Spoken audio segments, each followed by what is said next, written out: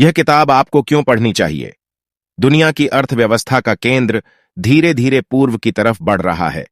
कई लोग इसकी वजह भारत को मानते हैं क्योंकि 135 करोड़ आबादी होने के बावजूद पिछले कई सालों से भारत लगातार 5 से अधिक की जीडीपी के साथ तरक्की कर रहा है और भारत की इस ग्रोथ की वजह युवा एंटरप्रेन्योर ही हैं। लेकिन फैक्ट और फिगर की मदद से हमें आधी जानकारी ही प्राप्त होती है। अगर आपको इन युवाओं के बारे में पूरी तरह से जानना है तो आपको इनके निजी जीवन और उनकी बीते हुए कल को भी अच्छे से जानना होगा कि आखिर किन कठिनाइयों का सामना करके ये लोग आज इस मुकाम पर पहुंचे हैं। और अपनी इस किताब के जरिए रश्मि बंसल ने वही किया है। उन्होंने भारत के उन 6 युवा एंटरप्रेन्योर से हमें वाकिफ करवाया है जिन्होंने भारत में बिजनेस करने की तरीके को ही बदल कर रख दिया। कैसे असफल व्यक्ति ने एक टॉप ब्रांड की रचना करी, आखिर वो बिजनेस क्यों सफल होते हैं जो घर के करीब समस्याओं को सॉल्व करते हैं, कैसे एक भारत के युवा एंटरप्रेन्योर ने सिलिकॉन वैली के बड़े बिजनेसमैन को आकर्षित किया। प्रैक्टो टेक्नोलॉजी की शुरुआत एंटरप्रेन्योरशिप की राजधानी कहे जाने वाले कर्नाटक में हुई। 2000 के दशक में एंटरप्रेन्योरशिप को इतना महत्व नहीं दिया जाता था, लेकिन भारत के एक विश्वविद्यालय ने इस धारणा को बदलने की ठान ली थी। वो विश्वविद्यालय था national institute of technology Karnataka. इस कॉलेज ने अपने कैंपस में एक एंटरप्रेन्योरशिप सेल की शुरुआत की जिसका नाम था इफोरिया। इफोरिया का उद्देश्य था कि युवा वर्ग को एंटरप्रेन्योरशिप के बारे में बताया जाए और उनके आइडियाज को बड़े स्तर पर लाया जाए। Shashank national institute of Karnataka में दूसरे वर्ष के छात्र थे। उन्होंने भी इफोरिया को ज्वाइन किया। उस समय तक वो काफी एवरेज स्टूडेंट थे और एक्स्ट्रा करिकुलर एक्टिविटीज में ज्यादा हिस्सा नहीं लेते थे। लेकिन इफोरिया ज्वाइन करने के बाद उनका जीवन बदल गया। रेडिफ के संस्थापक अजित बालकृष्ण जैसे बड़े बड़े बिजनेसमैन की बातें सुनकर उनके मन में भी नए नए आइडिया आने लगे। शशांक की मुलाकात इफोरिया सेल में अभिनव लाल से हुई, जो कि आगे चलकर शशांक के बिजनेस पार्टनर बने। उन दोनों ने प्लान बनाया कि वो डॉक्टर्स के लिए एक सॉफ्टवेयर तैयार करेंगे। उसके लिए उन दोनों ने शशांक की मां से 10,000 रुपये उधार लिए और प्रैक्टो टेक्नोलॉजी के नाम से अपनी कंपनी का रजिस्ट्रेशन करवा दिया। अपनी कंपनी को लोगों तक पहुंचाने के लिए उन दोनों में एक प्रेजेंटेशन का आयोजन किया जिसमें उन्होंने 25 लोकल डॉक्टर को भी बुलाया।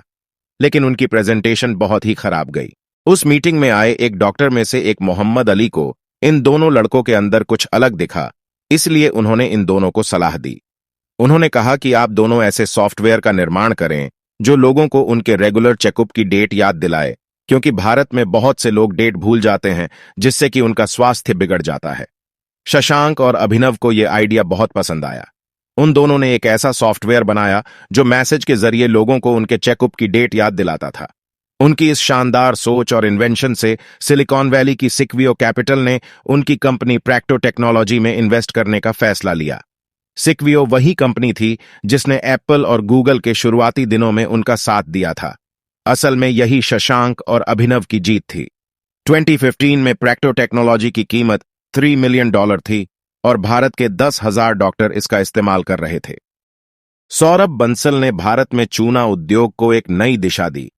यह उस रात की बात है जब सौरभ बंसल के हॉस्टल में छात्रों के बीच यह बात चल रही थी कि वो आगे अपने जीवन में क्या करेंगे, जब सौरभ बंसल खड़े हुए और मार्कर उठाकर बोर्ड पर लिखा 50 बिलियन और बोले कि एक दिन उनके कंपनी की कीमत होगी 50 बिलियन। उन छात्रों ने उनकी बात का मजाक बनाया, लेकिन सौरभ ने यह बात बहुत सोच समझकर कही थी। दरअसल सौरभ के पिता की चूने की फैक्ट्री थी। सौरभ भी कभी कभी फैक्ट्री में जाया करते थे। एक दिन उन्होंने एक बहुत ही असामान्य बात नोटिस की। उन्होंने देखा कि एक आदमी बहुत बड़ा ऑर्डर देकर गया है। असल में उस आदमी को छूने की मदद से ऑटोक्लेव्ड एरेटेड कंक्रीट या फिर हम कह सकते हैं AAC ब्लॉक्स का निर्माण करना था। AAC ब्लॉक नॉर्मल ब्लॉक के कंपेयर में काफी हल्के और काफी मजबूत होते हैं, परंतु जब सौरभ ने इस बात की पूरी जांच की तब उनको पता चला कि इन ब्लॉक्स को बनाने के लिए जो मटेरियल का इस्तेमाल किया जाता है वो महंगा होता है। यही सौरभ के किए लाइफ चेंजिंग मोमेंट था। उसको समझ में आ गया था कि अगर वो ये पता कर लें कि किस तरह AAC ब्लॉक्स को सस्ते में बनाया जाता है तो जरूर ही अपना वह सपना पूरा कर सकते हैं।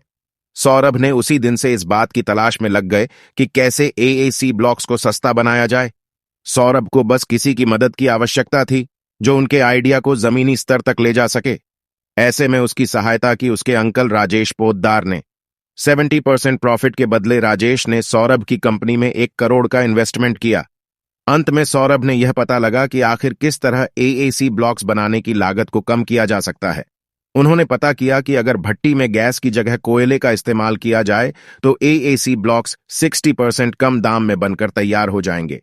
साल 2009 में सौरभ की कंपनी को उसका पहला ऑर्डर मिला और उस ऑर्डर के बाद तो ऑर्डर्स की लाइन लग गई।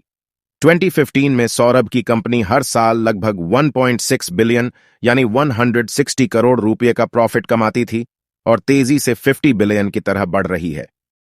सेक्रेड मोमेंट्स ने अपने बिजनेस को सफल बनाने के लिए टीवी कॉन्टेस्ट में हिस्सा लिया। Symbiosis centre for management and human resources development Bharat में मानव संसाधन पढ़ने के लिए सबसे अच्छी जगह मानी जाती है। प्रकाश मंधुरा का भी मन हुआ कि वो इस यूनिवर्सिटी में जाकर पढ़ाई करें। वहां जाने के बाद उनको बहुत कुछ सीखने को मिला और जल्द ही उनको एहसास हुआ कि आने वाले समय में एंटरप्रेन्योरशिप का बहुत महत्व है और इसलिए तो एंटरप्रेन्योरशिप की तरफ बढ़ गए। एंटरप्रेन्योरशिप की दुनिया से इंस्पिरेशन लेकर प्रकाश ने अपने आइडिया पर काम किया। तब प्रकाश को एक टीवी शो बिजनेस बाजीगर के बारे में पता चला। इसमें लोग अपने बिजनेस प्लान को सबमिट करते थे और जिसका प्लान सबसे अलग और अच्छा होता था उसको पुरस्कार के तौर पर पैसे दिए जाते थे जिससे कि वह अपने सपने पूरे कर सकें।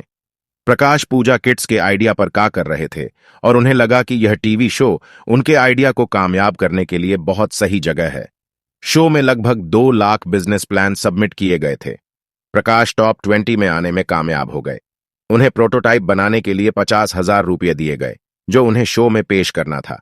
हालांकि प्रकाश फाइनल राउंड तक नहीं जा सके, लेकिन शो के दौरान प्रकाश को काफी कुछ सीखने को मिला जो उनके कैरियर में बहुत काम आया। उन्हें शो के लिए सैंपल बनाने की चुनौती ने रॉ मटेरियल को समझने में मदद की, मार्केट का आकर समझने में मदद की और कंपटीशंस को भी समझने में मदद की। उससे भी जरूरी यह इससे अब प्रकाश को उनके बिजनेस आइडिया को लेकर बहुत कॉन्फिडेंस आ गया था। अब प्रकाश कॉलेज में आ गए थे, लेकिन कॉलेज में उनका मन नहीं लग रहा था। वह अपना बिजनेस शुरू करना चाहते थे। फिर वो पूरे देश में स्कूल में होने वाले बिजनेस प्लान कॉन्टेस्ट में हिस्सा लेने लगे और वे 6 में से 5 प्रतियोगिता में विजेता बने। ग्रेजुएशन के बाद उन्होंने अपनी कंपनी शुरू की जिसका नाम सेक्रेड मोमेंट्स रखा, जो कि दिवाली पूजा किट बनाती थी। यह सामान मार्केट में तेजी से बिकना शुरू हुआ। यह वही समय था जब प्रकाश का जीवन एकदम से बदल गया। आज सेक्रेड मोमेंट्स के पास 7 परमानेंट एम्प्लॉय और कई सीजनल काम करने वाले लोग हैं।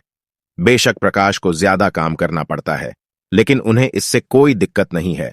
वो अपने काम को एंजॉय करते हैं और प्रकाश इस बात पे गर्व है कि वह अपने और अपने आइडिया पर काम करने में सफल रहे। एक बिजनेस की असफलता से प्रभाकिरण सिंह ने बहुत कुछ सीखा। बहुत से एंटरप्रेन्योर की तरह एक हैं प्रभाकिरण सिंह, जिन्हें कि पता ही नहीं था कि उन्हें जिंदगी में क्या करना है। Indian institute of technology Bombay में उनका एडमिशन हुआ था और वो पढ़ाई में अच्छे थे, लेकिन उन्हें पता था कि उनको जीवन में जो काम करना है उस काम में आईआईटी में पढ़ाए जाने वाले विषय बिल्कुल काम नहीं आएंगे। प्रभाकिरण हमेशा से यही चाहते थे कि वो कोई ऐसा काम करें जिसमें उन्हें किसी से मदद न लेनी पड़ी, परंतु वो कोई बिजनेस आइडिया नहीं सोच पा रहे थे। आखिरकार 2009 में उन्होंने फ्लेवर्ड लस्सी का बिजनेस शुरू किया। उन्होंने फिर स्ट्रॉबेरी फ्लेवर लस्सी बनाने के बारे में सोचा, जो कि काफी अलग आइडिया था। इसके लिए उन्होंने अपने दोस्तों के साथ मिलकर मिक्सर और रसोई का सामान खरीद लिया। उन्होंने अपना बिजनेस शुरू करने के किए एक दुकान किराए पर ले ली। फरवरी 2010 में प्रभाकिरण ने खड़के ग्लासी नाम से लस्सी का बिजनेस शुरू किया। उन्होंने फेसबुक पर अपने बिजनेस का प्रचार किया, साथ ही साथ माउथ पब्लिसिटी से लोगों को इसके बारे में पता चलता गया। बहुत जल्द ही प्रभाकिरण की दुकान पर ग्राहकों की लाइन लग गई। जून तक यह काम बहुत सही चल रहा था, यहां तक कि प्रभाकिरण सिंह ने इसकी एक और ब्रांच खोलने की सोची, लेकिन मौसम बदलने के साथ चीजें भी बदलीं। एक समय पे खड़के ग्लासी की बिक्री दिन की 50 गिलास तक सीमित हो गई, जो कि किसी प्रकार से अच्छा नहीं था और सितंबर में उन्हें इसे बंद करना पड़ा। अपने इस बिजनेस के असफलता से प्रभाकिरण ने काफी कुछ सीखा था। लस्सी का काम बंद हो गया था और उनको अब कोई नए आइडिया की तलाश थी। तब उन्होंने देखा कि उनका दोस्त सिद्धार्थ वेबसाइट बनाने की कोशिश में लगा हुआ था। उनके दोस्त की समस्या यह थी कि वो अपनी वेबसाइट को प्रमोट नहीं कर पा रहा था। प्रभाकिरण के दिमाग में एक आइडिया आया और उन्होंने अपने दोस्त के साथ मिलकर उसकी बेवकूफ.com नामक वेबसाइट पर काम करना शुरू किया। प्रभाकिरण अपने दोस्त के टी शर्ट बेचने वाली वेबसाइट बेवकूफ.com से जुड़ गए, लेकिन इसके लिए फंड की आवश्यकता थी और उनको फंड उनके कॉलेज के लोगों के दोस्त द्वारा मिला। उन्होंने टी शर्ट लॉन्च की और बेवकूफ.com का प्रमोशन किया। आज बेवकूफ ब्रांड भारत का एक्साइटिंग यूथ ब्रांड बन गया है, जिसकी दिन में कम से कम 200 टी शर्ट बिक जाती है। 2014 तक इसमें 150 लोग काम कर रहे थे और यह कंपनी हर साल लगभग 5 करोड़ का प्रॉफिट कमाती है। घर के पास की एक समस्या सुलझाने में भुक्कड़ नेचुरल फास्ट फूड की शुरुआत हुई। नेशनल लॉ कॉलेज बंगलोर इतना प्रसिद्ध और अच्छा है कि हर लॉ के छात्र के सपना होता है कि वो उसी कॉलेज में जाकर अपनी लॉ की पढ़ाई खत्म करे। अरूज गर्ग का भी यही सपना था और उन्होंने अपनी मेहनत और लगन से अपने इस सपने को साकार भी किया। लेकिन कुछ समय के बाद उनका मन बदल गया। उनकी रुचि लॉ में नहीं बल्कि एंटरप्रेन्योरशिप में थी। अरूज को शुरू से प्रॉब्लम को सॉल्व करने में बड़ा मजा आता और उन्होंने भारत में बिजनेस की समस्याओं सुलझाने के लिए एंटरप्रेन्योरशिप में हाथ आजमाने की कोशिश की। उन्हें इस बात का भी ज्ञान था कि कॉलेज और स्कूल में कैंटीन में मिलने वाले सामान छात्रों को बहुत कम ही पसंद आते हैं और वो जानते थे कि आजकल के छात्रों की रुचि फास्ट फूड में ज्यादा है। इसलिए उन्होंने एक स्पेशल मेनू तैयार किया जिसमें पिज्जा, बर्गर जैसे फास्ट फूड शामिल थे। अरूज ने मई 2011 में RSA 1000 में एक छोटी सी जगह किराए पर ली और उसका नाम भुक्कड़ रखा, जिसका हिंदी मतलब है बहुत अधिक खाने वाला। उनका यह आइडिया हिट हुआ और एक महीने के अंदर ही अरूज 3,000 एक दिन में कमाने लगे। अरूज का बिजनेस तो अच्छा चल रहा था, लेकिन उनकी खुद की खाने की आदत खराब हो गई थी। 2013 में उन्होंने नोटिस किया कि उनका कोलेस्ट्रॉल लेवल काफी बढ़ गया है और उन्हें अपने फेवरेट खाने जैसे चिप्स और आइसक्रीम को अब कम करना पड़ेगा। जब उन्होंने इन सब अनहेल्थी चीजों को मेनू से हटाया तो मेनू तो काफी छोटी हो गई। अब वह सोचने लगे कि क्या किया जाए जो कि भुक्कड़ को अच्छा रिजल्ट मिले, उसके कस्टमर उसे छोड़कर कहीं और न जाए।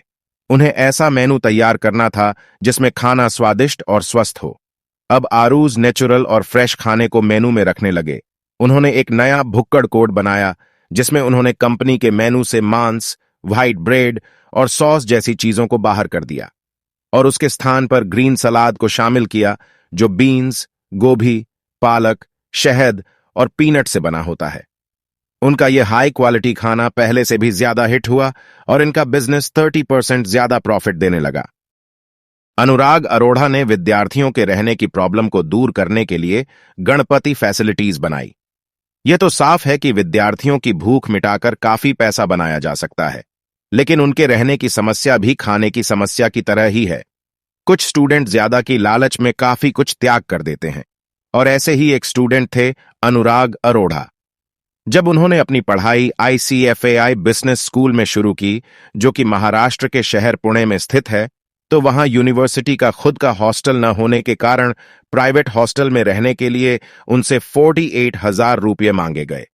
इतने पैसे देने के बावजूद उन्हें एक पुरानी सी बिल्डिंग में जर्जर कमरा मिला, जहां पर गर्म पानी की भी व्यवस्था नहीं थी। अनुराग 3 दिन तक वहां रहे और फिर अपने दोस्त के साथ प्राइवेट रूम लेने का निर्णय किया। उन्होंने हॉस्टल को दिया हुआ सिक्योरिटी डिपॉजिट भी वापस नहीं लिया। अनुराग ने 2013 की गर्मियों में ध्यान दिया कि नए विद्यार्थियों ने यूनिवर्सिटी के फेसबुक पेज पर रहने को लेकर काफी सवाल किए थे। कैंपस भी पुणे में दूसरी जगह शिफ्ट हो गया था, जहां पर ज्यादा प्राइवेट हॉस्टल भी नहीं थे। तब अनुराग ने अपना खुद का हॉस्टल खोलने का सोचा और इस बारे में उन्होंने कॉलेज से बातचीत की और उनके एक अच्छे विद्यार्थी होने के कारण कॉलेज ने उनकी इस बात को गंभीरता से लिया। उन्होंने अपने इस आइडिया को सफल बनाने की ठान ली थी। वह अपार्टमेंट ब्रोकर्स के पास गए और जानकारी लेने लगे। अनुराग के सामने एक दिक्कत थी, उनके पास इसे शुरू करने के लिए पैसे नहीं थे, तो उन्होंने अपने ही रूम को सैंपल रूम बना दिया। वो स्टूडेंट को अपना ही रूम और उसकी सेवाएं दिखाकर कहते थे कि आपका रूम इससे भी ज्यादा अच्छा और साफ सुथरा होगा। अनुराग के पहले क्लाइंट ने उन्हें 56,000 रुपये दिए, जो कि पहले 5 अपार्टमेंट के डिपॉजिट के तौर पर पर्याप्त थे। उनमें से एक रूम को तैयार करके अनुराग ने उसे शो पीस के तौर पर उपयोग किया। धीरे धीरे चीजें बहुत अच्छी हुईं। नए क्लाइंट उन्हें जो भी एडवांस देते थे, वो उसे नए अपार्टमेंट के लिए डिपॉजिट कर देते थे। अनुराग की कंपनी गणपति फैसिलिटीज जल्दी ही हर महीने लगभग 25 लाख का प्रॉफिट देने लगी। यह एक उदाहरण है कि आप सही सोच और एक अच्छा आइडिया होने से जीवन में बहुत कुछ कर सकते हैं। आपको कभी भी सही समय का इंतजार नहीं करना चाहिए, बल्कि जो समय आपके पास से उसे ही सही बनाने की कोशिश करना चाहिए। कुल मिलाकर इससे कोई फर्क नहीं पड़ता कि आप क्या पढ़ाई कर रहे हैं। अगर आपके दिमाग में कोई बिजनेस आइडिया है तो तुरंत ही उसको जमीनी स्तर पर लाने की कोशिश कीजिए और उसे सफल बनाने में जुट जाइए। जैसा कि हमने इस समरी में 6 बिजनेसमैन के बारे में पढ़ा कि उन्होंने कभी इस बात की फिक्र नहीं की कि उनका आइडिया सफल होगा या नहीं, बल्कि मेहनत की और अपने उस आइडिया को सफल बनाया। आइडियाज बहुत अच्छी चीज है, लेकिन सिर्फ आइडिया होने से कुछ नहीं होता। अगर आपके दिमाग में कोई आइडिया आया है, तुरंत उठिए और उसके बारे में गूगल करके सारी जानकारी प्राप्त करिए। ढूंढिए कि आपका प्रोडक्ट बनाने के लिए रॉ मटेरियल कहां मिलेगा और जल्द से जल्द अपना प्रोडक्ट तैयार करिए। उसके बाद आपको इस टेस्ट करना होगा, और ग्राहक के अलावा कोई नहीं बता सकता कि आपका प्रोडक्ट कामयाब होगा या नहीं। आपको यह समरी कैसी लगी कमेंट करके जरूर बताएं। ऐसे और बुक की समरी सुनने के लिए वीडियो को लाइक करें और चैनल को सब्सक्राइब करें। धन्यवाद।